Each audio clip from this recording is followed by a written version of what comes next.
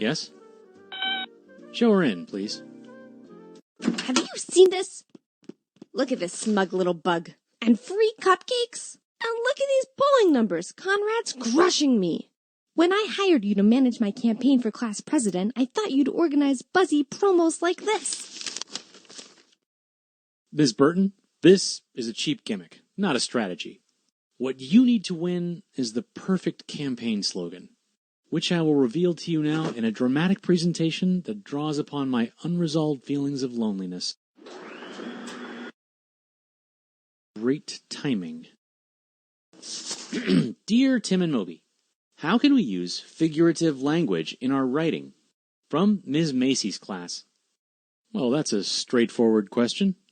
It's literal language. The words mean exactly what they say. That's different from figurative language or figures of speech. They say one thing and mean another for a particular effect. Like here, we're not talking about actual movement through space.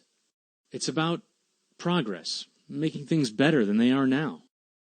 But instead of saying it literally, we use an expression that suggests certain images, feelings, or ideas.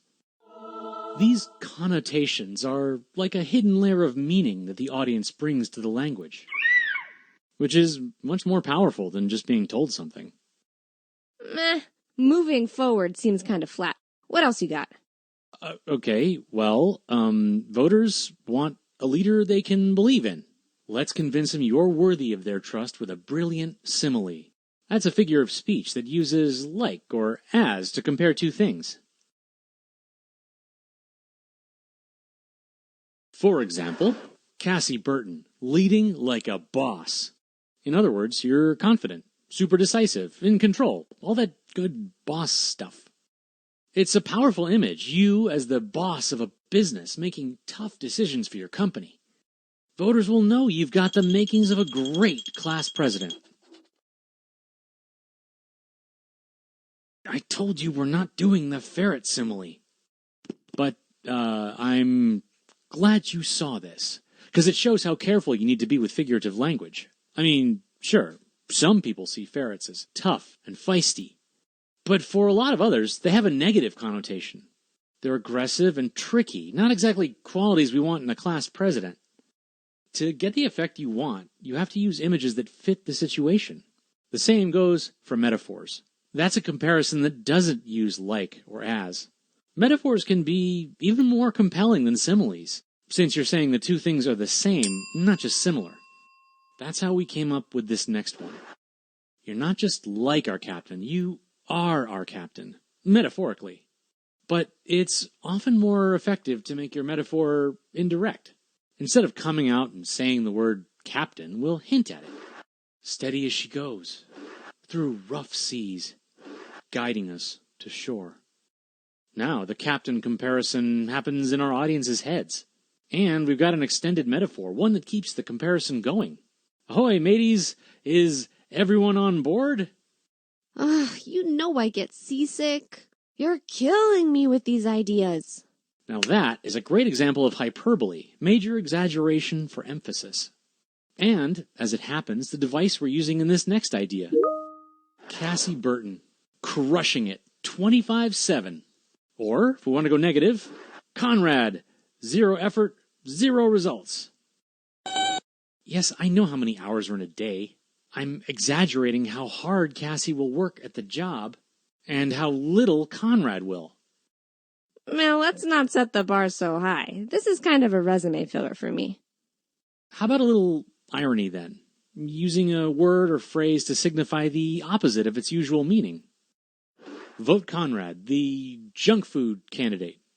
See, you're encouraged to vote for Conrad, but by linking him with junk food, it actually means the opposite. And, bonus, we're using his own poster. Look, you know I love this negative stuff, but I think it's against school rules. Okay, how about this then? George, Tom, Ted, Abe, Cassie. What is that, a class roster? No, it's an allusion to Mount Rushmore. An allusion is a reference to a well-known person, place, or event. A lot of times it's from literature, the Bible, mythology, or, in this case, history. Including you with all these presidents implies that you belong among their ranks. It plays on voters' longing for the late, great leaders of this nation. This isn't just a poster. It's a time machine, bringing us back to a place we ache to go again.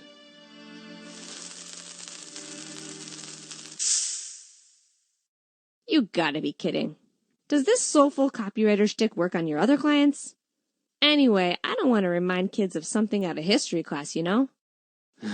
Fair enough. You have to know your audience. Okay, last one. Wham, bam, boom! Onomatopoeia is language that suggests the sound of the stuff it's referencing. I can almost hear you crashing into every classroom to make big, structural change. So in this scenario, I'm like a wrecking ball, or some kind of intruder. Look, there are other kinds of figures of speech we could try. Personification, paradoxes, idioms, puns. Voting is your ticket to the show, so let's hit a home run and hitch our rising star to Cassie. This is the worst mixed metaphor I've ever read. First, your vote is a ticket, then we're on a baseball field, and then out in space? Well, I think it's a winner. It literally captures everything about why I'm the perfect candidate for class president. No, it doesn't literally capture anything. Never mind, I quit. I'm going to California to meditate or something. Great idea. Ooh, and we can hand out lollipops too.